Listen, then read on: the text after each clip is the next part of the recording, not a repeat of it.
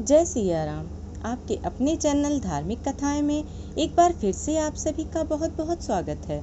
आज की अपनी इस वीडियो के माध्यम से मैं आप सभी के समक्ष श्रावण मास महात्म्य का 23वां अध्याय प्रस्तुत कर रही हूँ, जिसमें कृष्ण जन्माष्टमी व्रत का वर्णन किया गया है। तो आशा करती हूँ आप सभी इस पूरी कथा का श्रवण अवश्य करेंगे। तो वीडियो में बने रहें, वीडियो को पूरा देखें और यदि यह वीडियो आपको पसंद आए तो कृपया लाइक करें। और जो लोग भी मेरे चैनल पर नए हैं तो चैनल को सब्सक्राइब करना ना भूलें। साथ ही बेल आइकन को भी प्रेस कर दें ताकि मेरी वीडियोस के नोटिफिकेशन आप सभी को मिलते रहें। और कमेंट बॉक्स में भगवान शिव का नाम भी अवश्य लें। ईश्वर बोले, हे सनत कुमार, श्रावण मास में कृष्ण पक्ष की अष्टमी को वृष के चंद्रमा में अर्धरात्रि में इस प्रकार के शुभ योग में देवकी ने वासुदेव से श्री कृष्ण को जन्म दिया। भारत के पश्चिमी प्रदेशों में युगादि तिथि के अनुसार मास का नामकरण होता है, अतः श्रावण कृष्ण अष्टमी को भाद्रपद अष्टमी समझना चाहिए। सूर्य के सिंह राशि में प्रवेश करने पर इस श्रेष्ठ महोत्सव को करना चाहिए। सप्तमी के दिन अल्प आहार करें। इस दिन दंत धावन करके उपवास के नियम का पालन करें और जितेंद्रिय होकर रात में शयन करें। जो मनुष्य केवल उपवास के द्वारा कृष्ण जन्माष्टमी का दिन व्यतीत करता है, वह 7 जन्मों में किए गए पापों से मुक्त हो जाता है, इसमें संदेह नहीं है। पापों से मुक्त होकर गुणों के साथ जो वास होता है, उसी को सभी भोगों से रहित उपवास जानना चाहिए। अष्टमी के दिन नदी आदि के निर्मल जल में तिलों से स्नान करके किसी उत्तम स्थान में देवकी का सुंदर सूतिका गृह बनाना चाहिए, जो अनेक वर्ण के वस्त्रों, कलशों, फलों, पुष्पों तथा दीपों से सुशोभित हो और चंदन तथा अगरू से सुवासित हो। उसमें हरिवंश पुराण के अनुसार गोकुल लीला की रचना करें और उसे बाजों की ध्वनियों तथा नृत्य, गीत आदि मंगलों से सदा युक्त रखें। उस गृह के मध्य में षष्ठी देवी की प्रतिमा सहित सुवर्ण, चांदी, ताम्र, पीतल, मिट्टी, काष्ठ अथवा मणि की अनेक रंगों से लिखी हुई श्री कृष्ण की प्रतिमा स्थापित करें। वहां 8 शल्य वाले पर्यंक के ऊपर सभी शुभ लक्षणों से संपन्न प्रसूतावस्था वाली देवी की मूर्ति रखकर उन सबको एक मंच पर स्थापित करें और उस पर्यंक में स्तनपान करते हुए सुप्त बाल रूप श्री कृष्ण को स्थापित करें।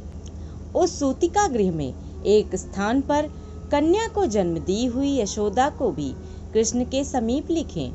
साथ ही साथ हाथ जोड़े हुए देवताओं, यक्षों, विद्याधरों तथा अन्य देव योनियों को भी लिखें और वहीं पर खड्ग तथा ढाल धारण करके खड़े हुए वासुदेव को भी लिखें।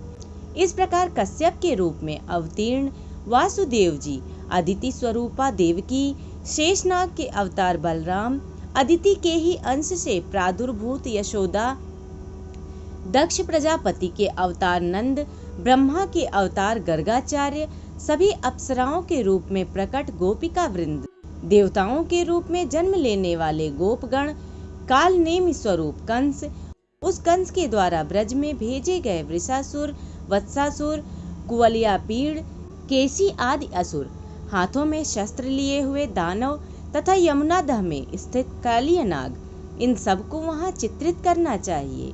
इस प्रकार पहले इन्हें बनाकर श्री कृष्ण ने जो कुछ भी लीलाएं की हैं, उन्हें भी अंकित करके भक्तिपरायण होकर प्रयत्न पूर्वक 16 उपचार से देवकी इस मंत्र के द्वारा उनकी पूजा करनी चाहिए। वेणु तथा वीणा की ध्वनि के द्वारा गान करते हुए प्रधान किन्नरों से निरंतर जिनकी स्तुति की जाती है, हाथों में भृंगारी, दर्पण, दूर्वा, दधिकलश लिए हुए किन्नर जिनकी सेवा कर रहे हैं, जो शैया के ऊपर सुंदर आसन पर भली भांति विराजमान हैं, जो अत्यंत प्रसन्न मुखमंडल वाली हैं तथा पुत्र से शोभायमान हैं, वे देवताओं की माता तथा विजय सुतसुता देवी देवकी अपने पति वासुदेव सहित सुशोभित हो रही हैं। उसके बाद विधि जानने वाले मनुष्य को चाहिए कि आदि में प्रणव तथा अंत में नमः से युक्त करके अलग अलग सभी के नामों का उच्चारण करके सभी पापों से मुक्ति के लिए देवकी, वासुदेव, वासुदेव, बलदेव, नंद तथा यशोदा की पृथक पृथक पूजा करनी चाहिए। इसके बाद चंद्रमा के उदय होने पर श्री हरि का स्मरण करते हुए चंद्रमा को अर्घ्य प्रदान करें। इस प्रकार कहना चाहिए, हे क्षीर सागर से प्रादुर्भूत, हे अत्रि गोत्र में उत्पन्न, आपको नमस्कार है। हे रोहिणी कांत, मेरे इस अर्घ्य को आप स्वीकार कीजिए। देवकी के साथ वासुदेव, नंद के साथ यशोदा, रोहिणी के साथ चंद्रमा और श्री कृष्ण के साथ बलराम की विधिवत पूजा करके मनुष्य कौन सी परम दुर्लभ वस्तु को नहीं प्राप्त कर सकता। कृष्णाष्टमी का व्रत 1 करोड़ एकादशी व्रत के समान होता है। इस प्रकार से उस रात में पूजन करके प्रातः नवमी तिथि को भगवती का जन्म महोत्सव वैसे ही मनाना चाहिए जैसे श्री कृष्ण का हुआ था। उसके बाद भक्ति पूर्वक ब्राह्मणों को भोजन कराना चाहिए और उन्हें जो जो अभीष्ट हो गौ, धन आदि प्रदान करना चाहिए। उस समय यह कहना चाहिए, श्री कृष्ण मेरे ऊपर प्रसन्न हो, गौ तथा ब्राह्मण का हित करने वाले आप वासुदेव को नमस्कार है। शांति हो, कल्याण हो, ऐसा कहकर उनका विसर्जन कर देना चाहिए। उसके बाद मौन होकर बंधु बांधवों के साथ भोजन करना चाहिए। इस प्रकार जो प्रत्येक वर्ष विधान पूर्वक कृष्ण तथा भगवती का जन्म महोत्सव मनाता है वह यथोक्त फल प्राप्त करता है। उसे पुत्र, संतान, आरोग्य तथा अतुल सौभाग्य प्राप्त होता है।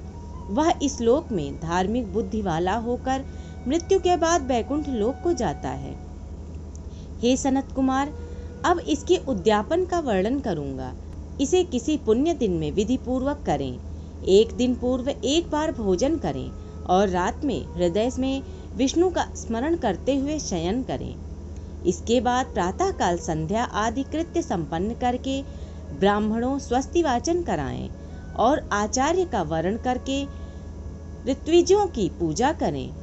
इसके बाद वित्त साठ्य से रहित होकर 1 पल अथवा आधे पल अथवा उसके भी आधे पल सुवर्ण की प्रतिमा बनवानी चाहिए और इसके बाद रचित मंडप में मंडल के भीतर ब्रह्मा आदि देवताओं की स्थापना करनी चाहिए। इसके बाद वहां तांबे अथवा मिट्टी का एक घट स्थापित करें और उसके ऊपर चांदी या बांस का एक पात्र रखें। उसमें गोविंद की प्रतिमा रखकर वस्त्र से आच्छादित करके व्यक्ति 16 उपचारों से वैदिक तथा तांत्रिक मंत्रों के द्वारा विधिवत पूजन करें।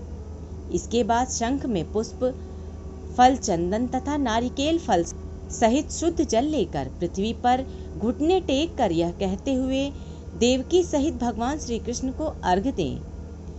कंस के वध के लिए, पृथ्वी का भार उतारने के लिए, कौरवों के विनाश के लिए तथा दैत्यों के संहार के लिए आपने अवतार लिया है।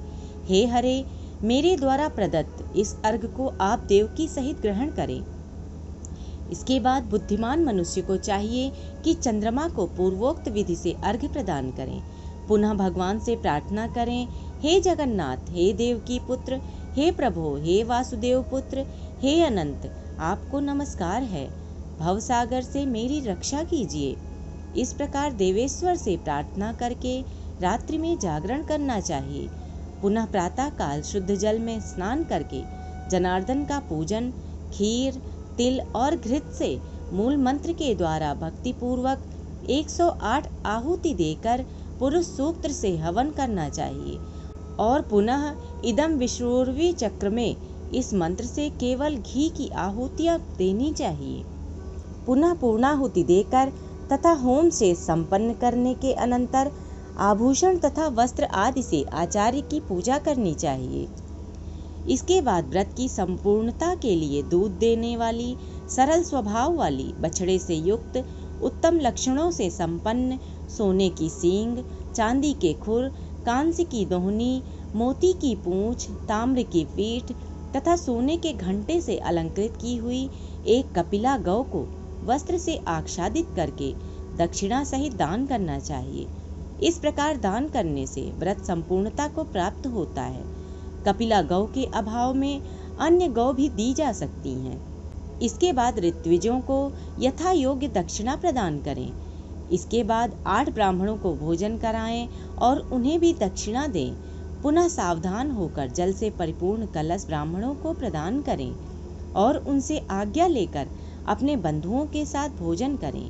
हे ब्रह्मपुत्र, इस प्रकार व्रत का उद्यापन कृत्य करने पर वह बुद्धिमान मनुष्य उसी क्षण पाप रहित हो जाता है और पुत्र पौत्र से युक्त तथा धन धान्य से संपन्न होकर बहुत समय तक सुखों का उपभोग कर अंत में वैकुंठ प्राप्त करता है। इस प्रकार श्री स्कंद पुराण के अंतर्गत ईश्वर सनत कुमार संवाद में श्रावण मास महात्म्य में श्री कृष्ण जन्माष्टमी व्रत कथन नामक 23वां अध्याय पूर्ण हुआ। भगवान शिव की कृपा दृष्टि अपने भक्तों पर सदैव बनी रहे, इसी कामना के साथ आज का यह 23वां अध्याय मैं पूर्ण कर रही हूँ। आशा करती हूँ आप सभी को यह वीडियो अवश्य ही पसंद आई होगी। यदि पसंद आई हो तो कृपया लाइक करें और कमेंट बॉक्स में भगवान शिव का नाम भी अवश्य लिखें। धन्यवाद।